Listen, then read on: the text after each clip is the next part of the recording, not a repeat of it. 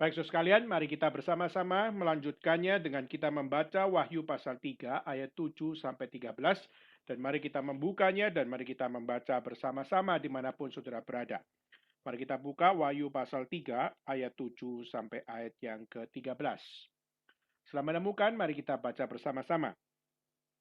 Kepada jemaat di Philadelphia. Dan tuliskanlah kepada malaikat jemaat di Philadelphia, inilah firman dari yang kudus, yang benar, yang memegang kunci Daud. Apabila ia membuka, tidak ada yang dapat menutup. Apabila ia menutup, tidak ada yang dapat membuka. Aku tahu segala pekerjaanmu. Lihatlah, aku telah membuka pintu bagimu, yang tidak dapat ditutup oleh seorang pun. Aku tahu bahwa kekuatanmu tidak seberapa, namun engkau menuruti firmanku, dan engkau tidak menyangkal namaku. Lihatlah, beberapa orang dari jemaah iblis, yaitu mereka yang menyebut dirinya orang Yahudi, tetapi yang sebenarnya tidak demikian, melainkan berdusta, akan kuserahkan kepadamu. Sesungguhnya aku akan menyuruh mereka datang dan tersungkur di depan kakimu, dan mengaku bahwa aku mengasihi engkau. Karena engkau menuruti firmanku untuk tekun menantikan aku, maka aku pun akan melindungi engkau dari hari pencobaan yang akan datang atas seluruh dunia untuk mencobai mereka yang diam di bumi. Aku datang segera. Peganglah apa yang ada padamu, supaya tidak seorang pun mengambil mahkotamu. Barang siapa menang, ia akan kujadikan soko guru di dalam bait suci Allahku. Dan ia tidak akan keluar lagi dari situ. Dan padanya akan kutuliskan nama Allahku, nama kota Allahku, yaitu Yerusalem baru, yang turun dari surga, dari Allahku, dan namaku yang baru. Siapa bertelinga, hendaklah ia mendengarkan apa yang dikatakan roh kepada jemaat-jemaat. Sekian pembacaan firman Tuhan pada hari ini. Mari kita bersama-sama mengambil sikap berdoa. Kita memohon kepada Tuhan, kiranya melalui pembahasan pada hari ini kita dapat semakin dimengertikan tentang apa yang menjadi panggilan gereja Tuhan, khususnya sesuai dengan setiap apa yang ditetapkan oleh Tuhan. Dan mari kita bersama-sama memohon kiranya Tuhan berbelas kasihan memimpin kita semua. Mari kita turun kepala, kita bersama-sama berdoa. Bapa dalam surga, kami berterima kasih kepada Tuhan, khususnya dalam Chinese New Year ini, kami berterima kasih kalau Tuhan masih mengizinkan kami untuk tetap memakai waktu untuk belajar firman. Kami tahu ya Tuhan, banyak dari kami yang hari ini tidak bisa berhalangan hadir karena acara keluarga khususnya untuk merayakan kekeluargaan di dalam Chinese New Year. Tetapi kami juga berdoa, memohon kepada Tuhan, supaya persekutuan yang tetap berjalan di dalam Chinese New Year ini, kami tetap untuk mau belajar firman. Kami tetap mau percaya bahwa kami harus terus senantiasa diisi oleh firman Tuhan. Kami mohon hidup kami semakin ditahtai oleh kebenaran-Mu, sehingga kami dapat hidup benar di hadapan Tuhan di dalam pertolongan-Mu saja ya Tuhan. Biarlah roh-Mu yang kudus memimpin kami, menguatkan kami, dan memberikan gairah yang kudus untuk kami dapat menjalankan setiap kebenaran-Mu di dalam kehidupan kami. Jangan biarkan iblis mengambil tempat dalam hati kami ya Tuhan, tapi kami memohon biarlah kekudusan-Mu melingkupi kami, sehingga kami tidak mau berpikir hal yang mendukakan hati-Mu, tapi kami mau belajar bagaimana kami menjalankan dengan sensitif apa yang kami harus hidupi dengan hati yang kudus di hadapan Tuhan. Terima kasih ya Tuhan, inilah doa seru kami serahkan juga untuk hamba-Mu yang akan menyampaikan kebenaran firman Tuhan. Tuhan, biarlah Engkau yang berbicara kepada kami melalui hamba-Mu yang hina ini, supaya apa yang disampaikan sungguh-sungguh menggugah kami, untuk kami tidak main-main mengikut Engkau. Tuhan, biarlah Engkau yang terus-menerus membukakan kepada kami, bagaimana kami sepatutnya menjadi anak-anak Tuhan yang setia. Terima kasih ya Tuhan, inilah doa seru kami serahkan semuanya di dalam nama Yesus Kristus, kami bersama-sama berdoa dan bersyukur kepada Tuhan. Amin. So sekalian, kita sudah membahas beberapa gereja, khususnya di dalam 7 gereja di mana Tuhan menyampaikan pesannya, khususnya kepada mereka yang ada di Asia Kecil. Dan kita sudah membahasnya di mana Yesus berkata kepada jemaat yang ada di Efesus. Dan kita juga sudah membahasnya khususnya jemaat yang ada di Smyrna, ada yang di Pergamus, ada yang di Tiatira, dan minggu lalu adalah di Sardis. Dan hari ini kita membahas tentang jemaat yang ada di Philadelphia. Saudara, Philadelphia adalah salah satu kota yang menyatakan bahwa kota yang sangat subur. Dan kota Philadelphia adalah kota yang memiliki tanah yang begitu luas dan begitu subur dan indah luar biasa pemandangannya karena dengan lembah-lembah yang begitu warna hijau, lalu dengan sungai yang warna biru dan bahkan di dalam setiap pemandangannya yang begitu indah. Sehingga kita melihat Philadelphia dikenal sebagai salah satu tempat yang memiliki akan spot pemandangan yang sangat baik dan sangat memberikan akan satu daya tarik. Nah, Saudara, dan kota Philadelphia ini adalah satu kota yang memiliki sejarah, di mana kota Philadelphia itu adalah satu kota yang namanya diambil dari satu akar kata, yaitu Philea dan Adelphos. Jadi Philea dan Adelphos, sehingga akhirnya dijadikan satu kata, yaitu adalah Philadelphia. Dan berarti Philadelphia artinya diambil dari Philea dan Adelphos. Philea adalah apa? Philea di dalam bahasa Yunani artinya adalah love. Artinya adalah mencintai. Dan Adelphos itu adalah brother, adalah persaudaraan. Jadi Philadelphia artinya adalah satu kota yang memiliki satu kasih sayang persaudaraan. Satu kota yang memiliki ikatan yang begitu kuat di dalam kasih persaudaraan.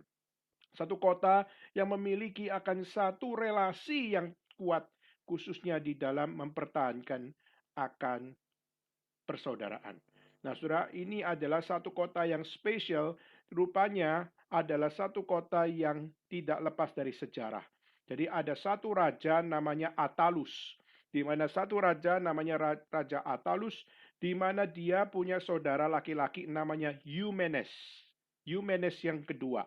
Dan waktu Attalus yang kedua memiliki teman atau memiliki saudara laki-laki namanya Eumenes yang kedua, dan di situ dia mempersembahkan kota ini kepada saudara laki-laki ini. Maka pada saat dia menjadi seorang yang memiliki akan kuasa besar, dan akhirnya dia mempersembahkan kota yang namanya Philadelphia ini, diberikan oleh Raja Attalus kedua, diberikan kepada Raja Eumenes kedua. Nah, ini itulah satu singkat sejarah bagaimana kita melihat kota ini dibentuk, kota ini dirintis. Tetapi akhirnya singkat cerita, karena banyak sekali akan gempa bumi dan ada banyak sekali akan peperangan yang terjadi, sehingga akhirnya kota Philadelphia ini dituduki oleh Romawi. Nah, saudara, dan di sini kota ini adalah kota yang sangat indah, tetapi kota ini juga pernah rusak berat karena gempa bumi. Minggu lalu kita sudah membahas tentang kota di Sardis. Nah, saudara, kota Philadelphia itu sekarang kalau di Turki itu namanya adalah Alaşehir, ya. Jadi namanya Alaşehir ini ada di satu provinsi, yaitu namanya Provinsi Manisa, yang kurang lebih 50 km dari Sardis. Nah, kita melihat Sardis pernah mengalami gempa bumi yang luar biasa sehingga kota Sardis pernah hancur. Nah, saudara, kota Philadelphia juga pernah mengalami rusak berat karena gempa bumi tapi tidak hancur. Jadi hanya mengalami rusak berat. Dan akhirnya pada saat kita melihat Raja Tiberius, pada saat dia melihat Asia kecil mengalami gempa bumi yang luar biasa, akhirnya Sardis dibangun oleh Tiberius, dan juga Philadelphia yang rusak berat ini juga dibangun oleh Raja Tiberius. Nah, saudara, mengapa kota Philadelphia menjadi satu kota yang spesial? Nah, kalau kita bandingkan dengan kota-kota yang lain, misalnya seperti yang ada di Pergamus, di Smyrna, di Efesus dan sebagainya, kota Philadelphia termasuk yang terkecil. Jadi termasuk kota kecil, ya, seperti Smyrna juga kota yang kecil, ya. Dan kita melihat dari kota ini ada akan satu hal yang spesial. Nah, spesialnya dari kota Philadelphia itu apa? Spesialnya dari kota Philadelphia adalah kota ini adalah kota yang didirikan oleh Raja Attalus kepada Raja Eumenes ini, Karena dia mau menjadikan kota Philadelphia menjadi kota pusat kebudayaan Greka kuno. Jadi dia mau menjadikan kota ini menjadi satu kota pusat kebudayaan dari Yunani kuno untuk bagaimana supaya memberikan akan satu sumbangsih kepada seluruh Asia supaya mereka bisa mengembangkan akan apa yang menjadi kelebihan dari Yunani kuno yaitu mitologi and filosofi. Jadi mereka bisa memiliki satu pusat kebudayaan di mana dari pusat kebudayaan itu akhirnya menyebar ke seluruh dunia dan mereka menyebarkan bukan Injil, tapi mereka menyebarkan akan apa yang namanya filosofi dan mereka menyebarkan apa yang namanya mitologi kuno. Nah, Saudara, ini menjadi satu hal yang kalau kita lihat kalau sekarang itu seperti kalau di China itu namanya Gongzhi Xueyuan, yaitu adalah Confucius Center. Jadi kalau kita lihat di China itu namanya Confucius Center, Gongzhi Xueyuan, di situ dia membawa akan satu semangat yaitu apa? Melalui Confucius Center, dia akan menuju ke seluruh dunia untuk mengajarkan tentang apa itu Confucius Education. Apa yang namanya Confucius Philosophy on Education. Bagaimana mengajarkan tentang edukasi dari Confucius yang melambangkan akan hikmat kuno dari China yang bisa mengajarkan kepada orang bukan sekedar bahasa saja, tapi juga mengajarkan filsafat di balik setiap tulisan-tulisan aksara-aksara, maupun juga mengajarkan akan apa yang menjadi hikmat-hikmat peribahasa yang ada di dalam tradisi China. Nah, kita melihat itu juga terjadi, saudara, kalau kita melihat di kota Philadelphia. Maka Philadelphia dijadikan satu Greek cultural city untuk bagaimana mengajarkan tentang filsafat, mengajarkan tentang budaya, dan juga mengajarkan tentang bahasa dari Yunani kuno.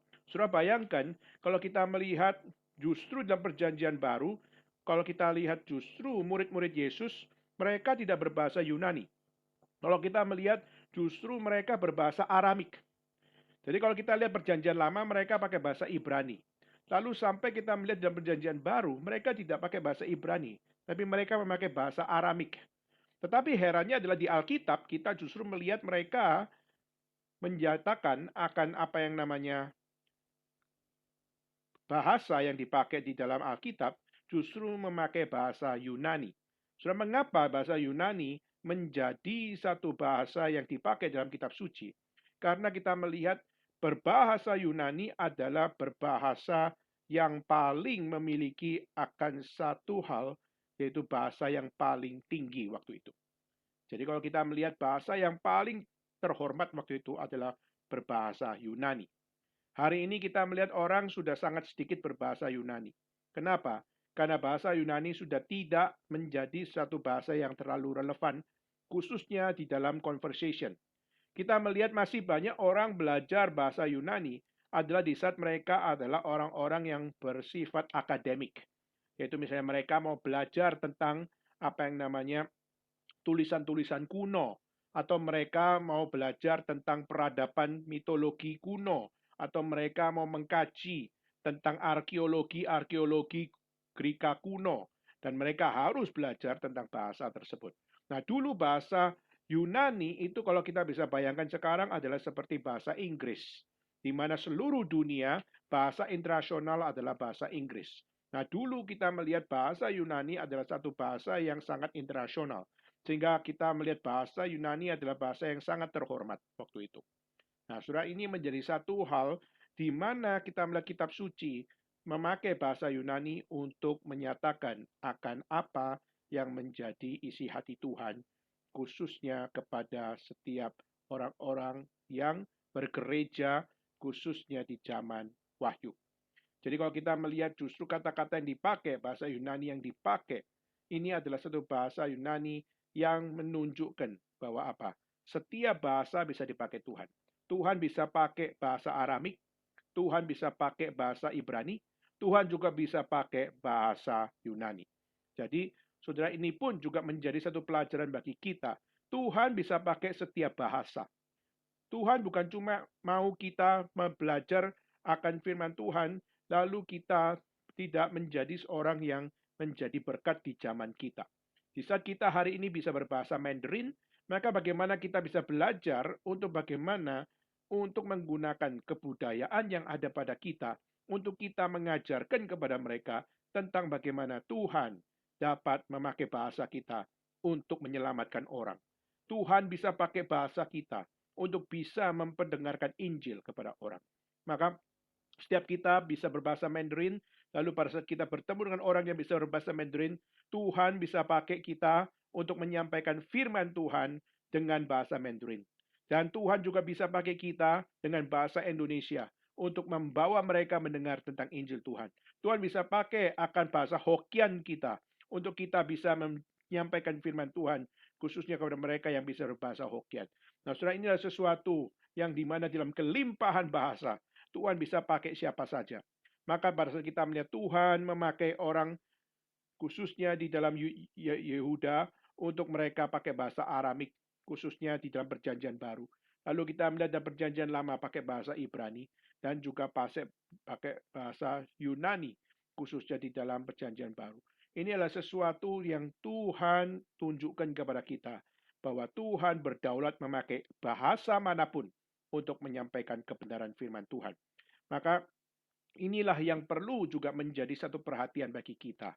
Kalau hari ini kita bisa diizinkan Tuhan hidup di Indonesia dan kita bisa berbahasa Indonesia, maka jangan kita berpikir bahwa apa? Kalau saya bisa berbahasa Indonesia, maka saya tidak punya tanggung jawab apa-apa terhadap Injil. Kita punya tanggung jawab apa-apa terhadap apa yang menjadi iman saya kepada Tuhan. Maka Tuhan bisa memakai siapa saja. Memakai bahasa kita dan memakai setiap apa yang kita sampaikan, apa yang kita sharingkan, apa yang kita hidupi. Bahasa kita pun bisa dipakai Tuhan untuk membawa jiwa bertobat dan kembali kepada Tuhan. Maka saudara, mari kita bertanya kepada diri kita. Saya hari ini bisa berbahasa, maka percayalah bahwa bahasa yang Tuhan izinkan kita bisa punya, ini adalah satu anugerah Tuhan. Maka biarlah kita pakai setiap bahasa yang kita terima, bahasa yang kita bisa fasih untuk berkata-kata, biarlah itu menjadi berkat bagi orang lain juga. Jangan cuma dengan satu hal, kita menerima anugerah Tuhan saja. Tapi kita harus belajar untuk bagaimana kita bergerak untuk kita menyatakan bahwa saya diberkati Tuhan dengan saya bisa berbahasa. Maka biarlah Tuhan yang berbelas kasihan memakai saya untuk bisa menyampaikan kebenaran firman kepada setiap orang-orang yang belum dengar akan firman Tuhan. Saya kembali, saudara. Maka kota Philadelphia dikenal sebagai Greek Cultural City, di mana budaya kebudayaan dari Greka kuno menjadi satu kebudayaan yang dipikirkan untuk dapat mempengaruhi seluruh dunia.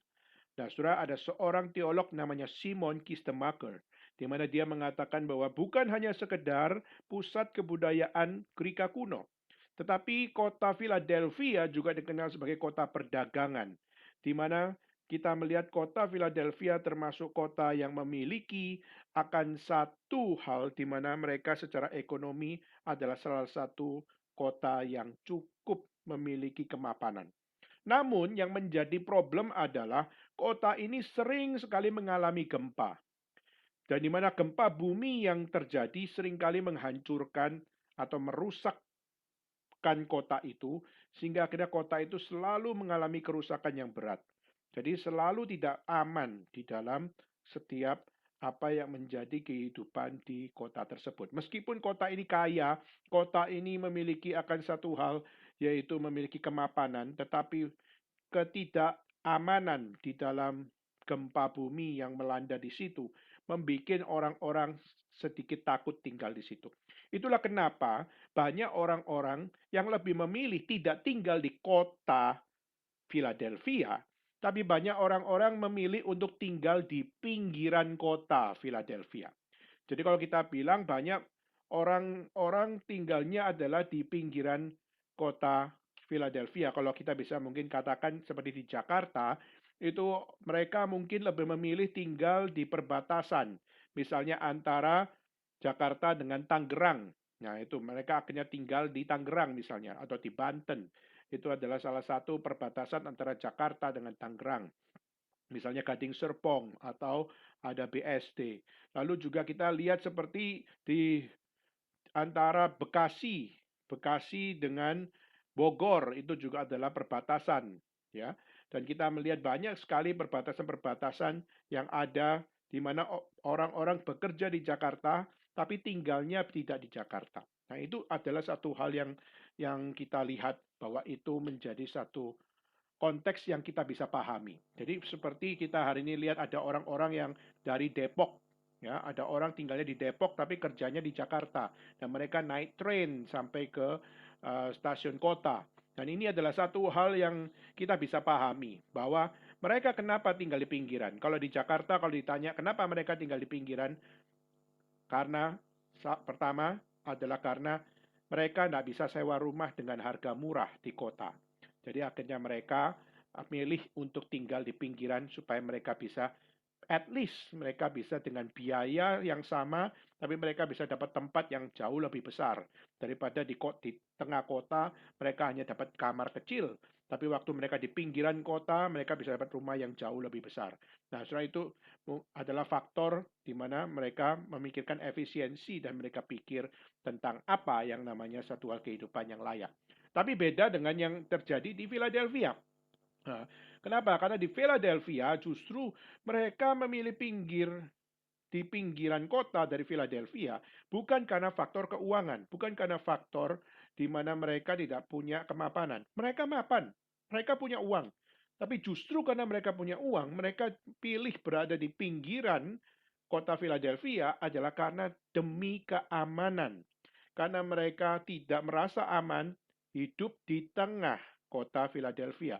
Jadi mereka memikir tinggal di pinggiran kota Philadelphia. Tapi meskipun demikian, perdagangan ekonomi tetap berjalan seperti biasa dan juga pusat kebudayaan di dalam mengembangkan budaya Greka kuno juga tetap menjadi sesuatu yang mereka tetap kerjakan. Nah, karena gempa bumi yang sering terjadi, itu memberikan satu hal di mana mereka punya awareness, mereka punya kewaspadaan terhadap setiap situasi yang ada. Tapi meskipun demikian, sudah mereka tidak kita melihat banyak orang yang akhirnya mengambil keputusan untuk tinggal di pinggiran dari pinggiran kota Philadelphia, ataupun juga ada yang memilih untuk tidak berada di kota Philadelphia. Tapi mereka mungkin pindah ke kota Sardis, atau mereka pindah ke kota-kota Lydia, mereka pindah ke kota-kota di sekitar dari Philadelphia. Meskipun kalau kita mau ngomong bahwa apa? Bahwa gempa bumi bukan cuma melanda Philadelphia, tapi juga melanda Sardis dan bahkan juga melanda kota Lydia dan sebagainya. Maka sebenarnya kalau kita bilang pindah ke kota mana saja di Asia kecil memang karena kelemahannya adalah karena gempa bumi yang sensitif, maka itu menjadi satu hal bagaimana mereka sebenarnya kalau pindah tidak jauh-jauh sebenarnya masalahnya tetap sama. Tapi meskipun demikian itulah yang terjadi.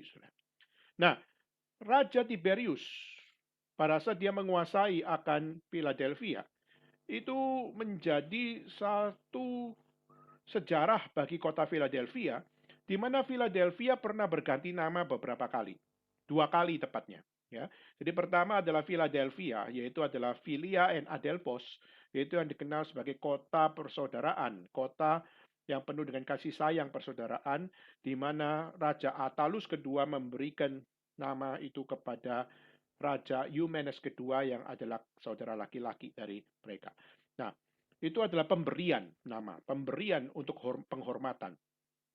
Tetapi akhirnya pada saat akhirnya singkat cerita dikuasai oleh Romawi, dikuasai oleh Raja Tiberius, maka di situ namanya diganti, Saudara. Namanya diganti bukan lagi Philadelphia, tapi diganti dengan namanya Neo Caesarea atau the New City of Caesar atau the new kota baru dari Kaisar, ya.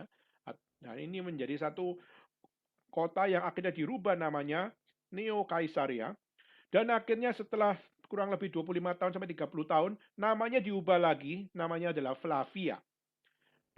Dan akhirnya nama kotanya itu berubah lagi namanya Flavia sampai akhirnya kita melihat kelompok muslim mengambil alih Asia kecil dan waktu kelompok muslim mengambil alih dan khususnya kaum Ottoman mengambil alih akan kota Philadelphia ini dan akhirnya namanya diganti dengan Alas Sehir Allah Sehir, dan ini menjadi nama dari Philadelphia sampai sekarang. Nah, saudara, itu sekilas tentang geografi dan sekilas tentang pengertian kota Philadelphia. Nah, kita melihat Kristus bicara kepada jemaat yang ada di Philadelphia. Nah, saudara, bagaimana kondisi jemaat yang ada di Philadelphia? Nah, kalau kita lihat, Tuhan berkata bahwa apa? Bahwa aku tahu, dia berkata bahwa apa? Aku tahu pekerjaanmu, ya. Aku tahu pekerjaanmu, bahwa aku telah membuka pintu bagimu, dan aku yang memberikan satu hal, tidak ada kata tutup di situ. Nah, di sini menunjukkan bahwa apa? Gereja yang ada di yang namanya Philadelphia, gereja ini adalah gereja yang tidak besar. Jadi kalau kita bisa katakan gereja ini adalah gereja kecil, jemaat yang kecil, seperti jemaat yang ada di Smyrna. Ini menarik, saudara. Gereja di Smyrna itu juga bukan jemaat yang besar. Dan juga yang ada di Philadelphia juga bukan jemaat yang besar. Sedangkan kalau dibandingkan dengan yang ada di Sardis, Pergamus, Tiatira, Efesus, itu berbeda sekali. Efesus, Pergamus, Tiatira, maupun di Sardis, ya, ini adalah gereja yang lumayan matang, saudara. Meskipun mereka secara kota bermacam-macam, tapi dua kota yang namanya Smyrna dan Philadelphia ini adalah satu kondisi di mana gereja mereka adalah gereja yang sangat-sangat kecil. Dan meskipun gereja ini sangat kecil, saudara, yang menarik adalah Tuhan tidak mencela. Jadi Tuhan memberikan pesannya, tapi Tuhan tidak memberikan celaan. Kalau kita melihat Smyrna, Tuhan tidak mencela Smyrna. Dan kepada jemaat yang ada di Philadelphia, kita melihat bagaimana Tuhan pun tidak mencela akan gereja yang ada di Philadelphia. Meskipun kalau kita lihat, ya, gereja yang ada di Smyrna dan gereja yang ada di Philadelphia mengalami tantangan yang sama, yaitu apa? Mereka mengalami tantangan yang sama, yaitu pihak orang Yahudi yang menyerang kekristenan. Kalau kita bisa, saya akan bacakan, saudara. Pasal 2 ayat 9, ini adalah yang terada di Smyrna. Saya akan bacakan.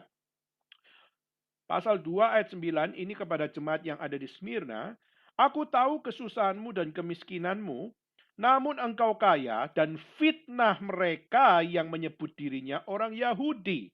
Jadi sudah kita lihat, yang menjadi problem gereja di situ adalah kita lihat mereka mengalami serangan dari orang Yahudi. Jadi orang internal sendiri, orang Yahudi sendiri, tapi orang Yahudi yang tidak bisa mempercayai Kristus.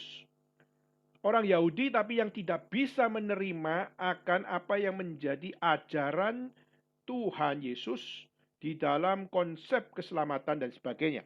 Dan kita melihat itu juga terjadi di Philadelphia. Di dalam pasal 3 ayat 8, saya akan bacakan. Aku tahu segala pekerjaanmu, lihatlah aku telah membuka pintu bagimu, yang tidak dapat ditutup oleh siapapun. Aku tahu bahwa kekuatanmu tidak seberapa, menggambarkan gereja ini gereja kecil, tidak punya kekuatan yang besar, tidak punya kekuatan yang luar biasa. Namun engkau menuruti firmanku dan engkau tidak menyangkal namaku. Coba perhatikan ayat 9, saudara. Lihatlah beberapa orang dari jemaah iblis, yaitu mereka yang menyebut dirinya orang Yahudi. Jadi problemnya sama adalah apa? Adalah orang Yahudi sendiri. Orang Yahudi sudah belajar firman Tuhan, sudah belajar hukum Taurat, sudah belajar dari oral teaching dari leluhur mereka, dan mereka waktu mendengar semua apa yang ada di dalam Taurat, mereka menghidupi Taurat. Tapi waktu mereka melihat pengajaran kekristenan, mereka tidak menganggap ajaran kekristenan adalah ajaran yang sangat-sangat penting untuk membuat mereka bertobat dan membuat mereka menghidupi kebenaran. Tapi justru mereka menganggap bahwa setiap apa yang ada pada ajaran kekristenan adalah ajaran yang membawa kesombongan rohani. Kenapa? Karena menjadikan Yesus Kristus sebagai Tuhan dan Juru Selamat itu adalah sebuah pelanggaran Taurat. Jadi orang-orang Yahudi sangat menghina orang Kristen karena menganggap bahwa orang Kristen adalah orang-orang yang melanggar hukum yang pertama, jangan ada padaku ilah lain di hadapanku. Maka itu mereka menganggap mempercayai Yesus adalah mempercayai ilah. Dan akhirnya kita melihat itulah yang kenapa. Sampai hari ini pun masih terjadi. Kalau kita melihat orang Muslim pun mengatakan orang Kristen adalah orang yang mengilahkan Nabi Isa. Nabi Isa cuma orang biasa. Maka bagaimana mungkin Nabi Isa bisa menjadi akan Tuhan dan Juru Selamat orang percaya? Itu nonsens bagi pikiran orang-orang Muslim. Maka sampai hari ini orang-orang Muslim menganggap bahwa apa? Bahwa dia, Nabi Isa, dia memang orang yang dipakai Tuhan. Dia adalah nabi yang dipakai oleh Tuhan. Tapi dia tidak boleh disembah. Dia tidak boleh namanya dipakai untuk apa? Untuk menyatakan bahwa dia adalah juru selamat. Saudara, kalau memang demikian, bagaimana mereka memperlakukan Nabi Muhammad? Mereka juga percaya Muhammad adalah nabi. Tapi pertanyaannya, apakah mereka menganggap bahwa Muhammad adalah seorang yang memiliki akan satu hal di dalam hidupnya dapat memberikan akan tempat bagi mereka untuk bisa hidup dengan benar, atau justru mereka mengatakan bahwa dia adalah orang yang tidak suci, orang yang tidak dipakai Tuhan. Maka sudah banyak sekali mereka, justru kita lihat banyak orang-orang Muslim pun juga melakukan pengilahan kepada Muhammad. Bahkan tidak ada rasul yang dikatakan atau tidak ada nabi yang lebih besar daripada Muhammad. Maka mereka menganggap nabi yang terbesar adalah Muhammad. Maka surah ini menjadi satu hal, berarti mengatakan nabi terbesar adalah Muhammad. Itu adalah sebuah pengilahan juga. Maka di sini kita lihat banyak sekali hal-hal yang terjadi. Bahkan sampai hari ini. Maka orang Kristen diserang sana sini karena Kristus. Dan diserang sana sini karena iman kepada Kristus. Dan diserang sana sini karena kepercayaan keselamatan adalah di dalam Kristus. Dan sehingga akhirnya banyak dari kita, waktu berhadapan dengan orang-orang yang berbeda pandangan, kita seringkali ciut hati, seringkali kita akhirnya kehilangan keberanian, sehingga akhirnya kita melihat banyak orang menghina iman Kristen. Kenapa? Karena justru orang Kristen sendiri adalah orang-orang yang pengecut, dan banyak orang Kristen sendiri adalah orang-orang yang cari aman. Dan seringkali banyak orang Kristen sendiri yang akhirnya tidak memiliki keberanian untuk menyatakan iman kepada Tuhan dan dengan setia memperjuangkannya. Nah, saudara, kita lihat justru Tuhan kenapa memuji Philadelphia. Gereja mereka tidak besar. Gereja mereka kecil. Tapi mereka punya kesetiaan di mana mereka memiliki akan satu hal di mana mereka tidak bermain-main dengan iman mereka.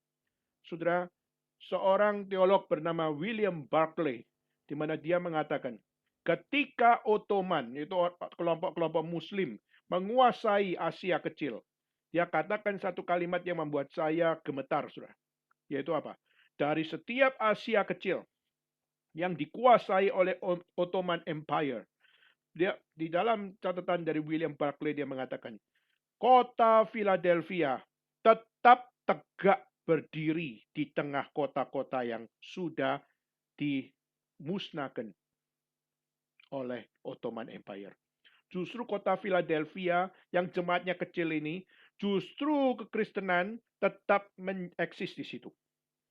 Justru benteng terakhir kekristenan di Asia kecil itu adalah di dua tempat. Yang pertama adalah Smyrna, kedua adalah Philadelphia. Maka kalau saudara pergi ke Smyrna, saudara akan temukan ada gereja. Dan waktu saudara pergi ke Philadelphia, saudara akan temukan juga ada gereja. Orang Kristen masih eksis di dua tempat itu. Maka yang lain-lain di kota Pergamus, di kota Sardis, di kota Laodikia, Tiatira, dan Efesus, saudara akan temukan akan puing-puing gereja jauh lebih banyak daripada gereja. Jadi puing gereja jauh lebih banyak. Sedangkan gereja ada, tetapi tidak sebanyak yang ada di Philadelphia atau yang ada di Smyrna. Jadi Kenapa justru di tempat-tempat yang lain yang ada adalah puing-puing gereja? Jauh lebih banyak daripada gereja. Tapi justru di Philadelphia dan Philadelphia dan ada di Smyrna, justru kita masih melihat eksistensi dari gereja Tuhan. Kenapa, Saudara? Karena Smyrna mereka adalah jemaat yang apa? Mereka jemaat yang difitnah, mereka jemaat yang diperlakukan dengan sangat tidak adil, dan mereka dianggap sebagai orang yang memiliki arogansi karena percaya Kristus dan mempertuhan Kristus dan sebagainya. Tapi justru akhirnya kita juga melihat mereka tetap setia. Dan kita melihat di Philadelphia, mereka meskipun dihadang dengan begitu banyak serangan, tetapi mereka pun juga adalah satu gereja Tuhan yang sangat-sangat setia di dalam mempertahankan iman. Saudara. Nah, saudara, maka ini menjadi satu hal yang kita harus belajar, saudara. Hari ini kita melihat hidup di Indonesia pun, saudara sebagai orang Kristen, saudara juga banyak menerima serangan-serangan yang mungkin adalah serangan-serangan yang halus, bukan serangan-serangan yang sangat frontal untuk melawan iman Kristen. Tetapi banyak sekali serangan-serangan yang halus dan serangan-serangan yang kita bisa lihat sudah terlalu banyak orang Kristen yang terbawa di dalam kehalusan dari serangan-serangan yang ada. Contohnya adalah kita melihat bagaimana konteks LGBT misalnya, atau homosexuality. Kita melihat banyak sekali orang-orang Kristen yang sudah berada di dalam satu posisi di mana mereka akhirnya melegalkan akan apa yang namanya homosexuality. Kenapa? Karena mereka mengatakan, Tuhan kan penuh kasih. Tuhan kan maha pengampun. Maka kalau Tuhan adalah maha pengampun dan Tuhan adalah maha kasih, maka waktu orang memiliki akan gangguan mental atau orang memiliki gangguan seksualitas, maka waktu mereka seorang laki-laki tapi mau jadi perempuan, maka mereka biarlah dapat dengan bebas menjadi perempuan, mereka jadi transgender, dan waktu mereka menjadi transgender, Tuhan mengerti dengan kasih-Nya. Tuhan telah mengampuni di dalam kasih-Nya. Sudah banyak orang justru memakai nama Tuhan, tapi lupa kitab suci mengatakan, jangan memakai nama Tuhan dengan sembarangan. Waktu berdoktrin, waktu berpengajaran, tetapi pengajaran itu sudah diperalat, bukan dengan sesuai akan apa yang benar, tapi justru diperalat menurut keinginan sendiri, maka orang-orang tersebut pasti akan dihukum oleh Tuhan. Maka itulah kenapa dalam kitab Wahyu dikatakan bahwa apa? Bukan kitab Wahyu. Tapi kita melihat ada satu bagian dikatakan, jangan jadi guru banyak-banyak. Kenapa? Karena guru diadili double. Kenapa? Jangan sampai mereka justru menjadi guru, tapi menjadi guru yang tidak mengajarkan kebenaran dengan setia. Maka Tuhan tidak segan-segan akan menghajar setiap guru-guru yang tidak beres ajarannya, tidak beres interpretasinya, dan tidak beres di dalam setiap pengertian-pengertian yang ada. Maka itulah kenapa kita melihat ini yang tidak beres terjadi. Tetapi kita melihat jemaat yang ada di Philadelphia, mereka dipuji oleh Tuhan. Mereka tidak dicela satu kata pun. Kenapa? Karena mereka mempertahankan apa yang sepatutnya ada di dalam gereja. Harus tidak kompromi. Maka kita melihat hari ini, banyak sekali bilang, oh kita sebagai orang bergereja, kita semua adalah orang Kristen, maka orang Kristen adalah orang anak-anak Tuhan, maka semua orang Kristen itu sama. Semua gereja itu sama. Saudara jangan terlalu cepat untuk berkata, karena orang Kristen lalu akhirnya bergereja, maka pasti orang yang bergereja dan orang Kristen itu ajarannya beres. Tidak semua orang yang mengatakan saya Kristen pasti ajarannya beres. Tidak semua orang yang bergereja pasti ajaran gerejanya beres. Kenapa? Karena masih terlalu banyak gereja-gereja yang dipengaruhi oleh nafsu dunia.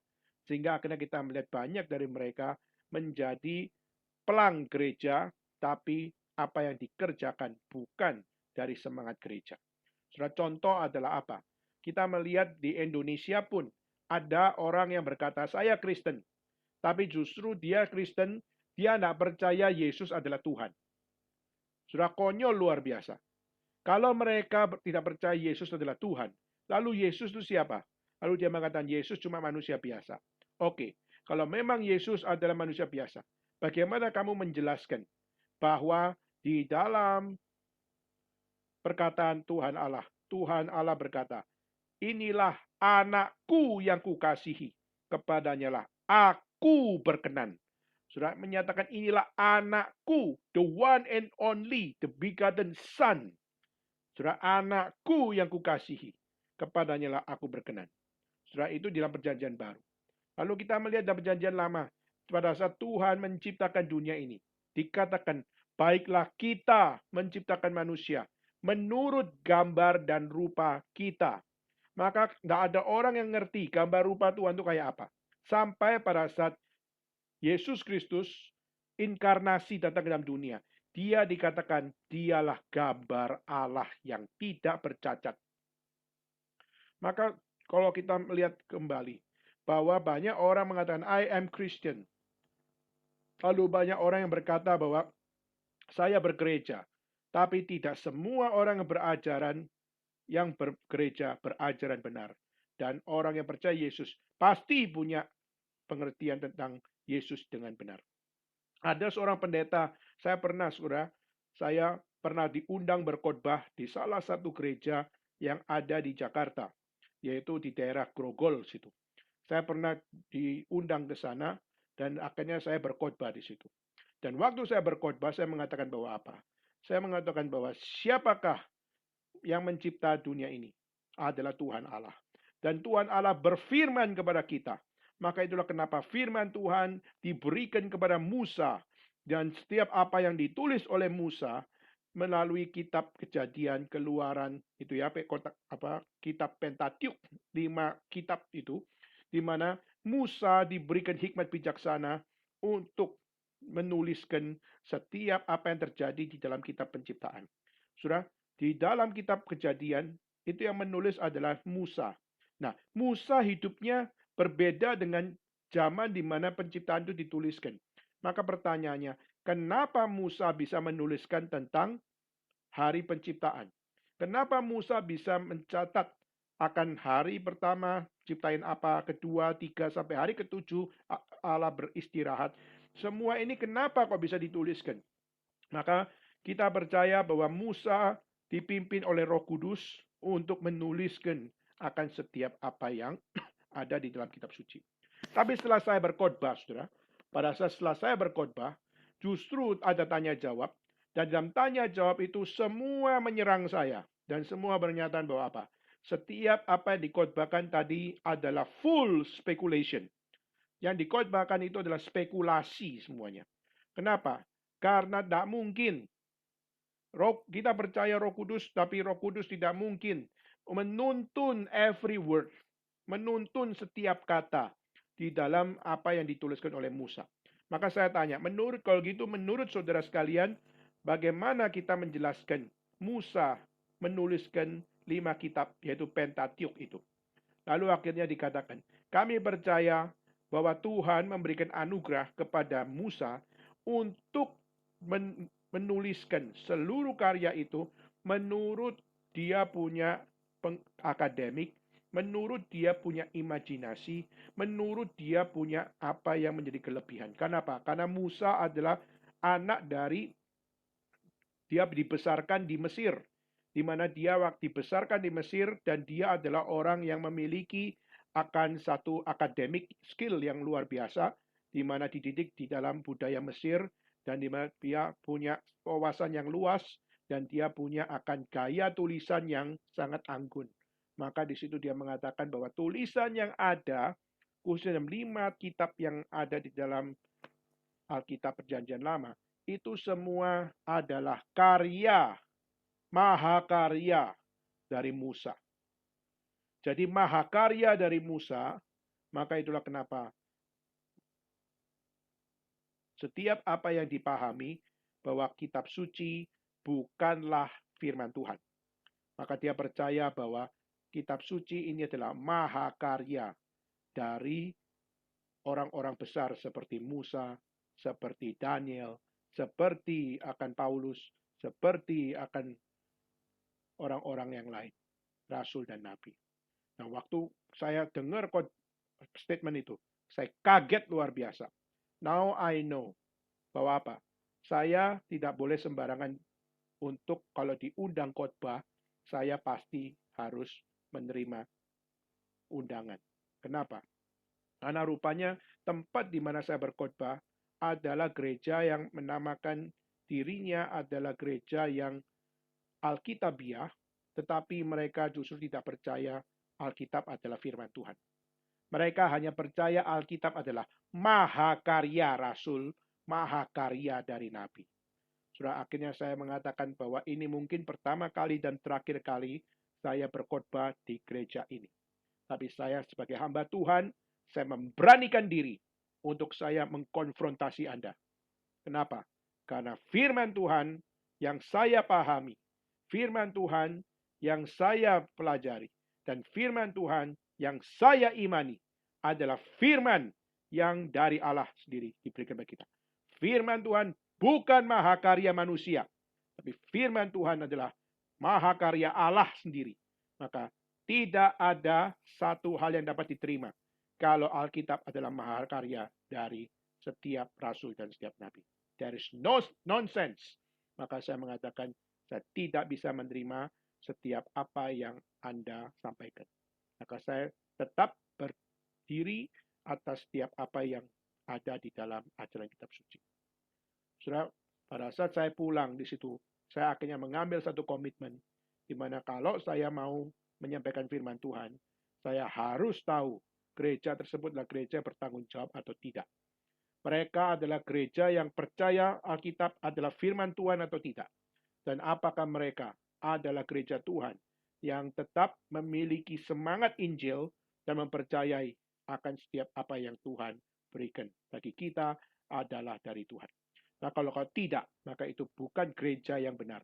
Itu adalah gereja yang sudah sangat-sangat tidak setia kepada Tuhan. Kenapa? Karena menginterpretasi segala sesuatu menurut apa yang secara logika mereka daulatkan. Mereka tidak kembali kepada kedaulatan Tuhan, mereka hanya mengikuti apa yang mereka pikirkan. Maka saudara, kita kembali.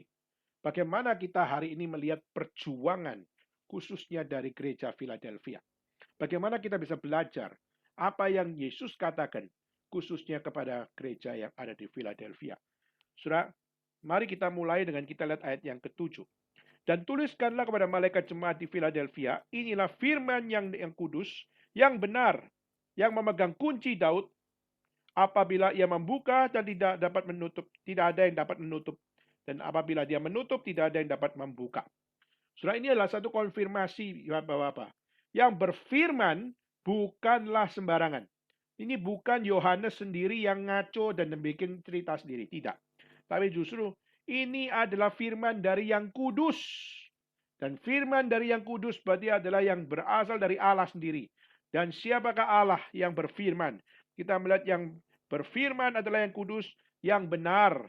Dan di situ kita melihat Kristus adalah yang kudus, Kristus adalah yang benar, dan dia dikatakan memegang kunci Daud. Sudah. Nah, pertanyaannya adalah bagaimana kita mengerti tentang memegang kunci Daud di sini? Maka saudara, di sini tidak bisa lepas dari perjanjian lama. Karena konsep tentang memegang kunci Daud itu ada di dalam kitab Yesaya. Dan saya undang kita sama-sama buka. Kita lihat di dalam Yesaya pasal 22. Coba saya minta saudara sekalian bisa memperhatikan. Kita lihat di dalam Yesaya 22. Kita baca ayat 20, 21, dan 22. Yesaya 22, ayat 20, 21, dan 22. Baik, saya akan bacakan untuk saudara sekalian. Yesaya 22, ayat 20, 21, dan 22. Aku akan melemparkan engkau dari jabatanmu, dan dari pangkatmu engkau akan dijatuhkan. Maka pada waktu itu aku akan memanggil hambaku Eliakim bin Hilkia. Aku akan mengenakan jubahmu kepadanya, dan ikat pinggangmu akan kuikatkan kepadanya, dan kekuasaanmu akan kuberikan ke tangannya, maka ia akan menjadi bapa bagi penduduk Yerusalem dan bagi kaum Yehuda. Saudara, dan ayat 22. Aku akan menaruh kunci rumah Daud ke atas bahunya. Apabila ia membuka, tidak ada yang dapat menutup. Apabila ia menutup, tidak ada yang dapat membuka. Nah, saudara, ini adalah satu bagian di mana kita melihat Eliakim ini siapa? Eliakim ini adalah pembantu dari Hilkia. Dan dikatakan bahwa meskipun dia adalah seorang pembantu, tapi pada saat dia menjadi pelayan Tuhan, di mana dia meskipun dia menjalani segala sesuatunya di dalam posisi yang rendah, tapi dia dipercayakan otoritas. Yaitu apa? Dia dipercayakan otoritas siapa yang masuk rumah Tuhan harus sepengetahuan dari Eliakim. Maka Eliakim memegang otoritas. Yang boleh masuk bait suci siapa? Yang tidak boleh masuk siapa? Dan waktu dia bilang boleh masuk, maka yang tidak setuju, suka tidak suka, dia tetap masuk. Kalau berkata tidak masuk, maka orang suka tidak suka, dia tetap tidak masuk. Nah, saudara, orang ini diberikan otoritas untuk berkata, kamu boleh masuk, kamu tidak boleh masuk. Nah, saudara, di sini dia diberikan otoritas untuk memperbolehkan atau tidak memperbolehkan orang untuk masuk dalam bait suci. Nah, di sini gambaran bahwa apa? Bahwa di dalam Philadelphia, dia yang berfirman yang kudus, dia adalah yang benar, dia yang memegang kunci Daud, yaitu apa? Yang boleh masuk, dia yang berhak berkata boleh. Yang tidak boleh masuk, dia pun yang boleh berkata tidak boleh. Jadi pemegang kedaulatan untuk boleh masuk surga atau tidak masuk surga, dia yang berdaulat. Nah, saudara, ini ada satu konfirmasi yang luar biasa. Bait suci yang dimengerti di dalam Eliakim adalah bait suci secara fisikal.